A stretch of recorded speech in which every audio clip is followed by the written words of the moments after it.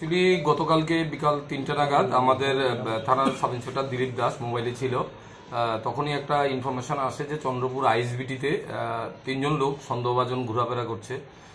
তো তাদের থেকে সন্দেহ হওয়াতে আমাদের ফোন করে সাথে সাথে আমরা পুলিশ অফিসার ওখানে পাঠাই।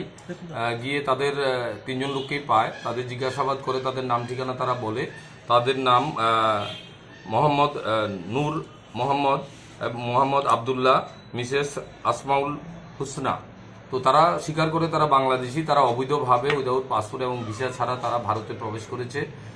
তারা গতকালকেই তারা সোনামুড়া কুমিল্লা বর্ডার এবং সোনামুড়া দিয়ে তারা প্রাইমারি ইন্টারভিউশন যেটা বলেছে ওই দিক দিয়ে তারা দালাল মারফত তারা এদিক দিয়ে ক্রস করেছে। তাদের ওখান থেকে আগরতলা রেল স্টেশনের বাইরে একটা গাড়ি দিয়ে নামিয়ে দিয়ে যায়। তখন তারা স্টেশনে যায়, গিয়ে তারা ট্রেন পায়নি, ট্রেন নেই আর গতকালকে।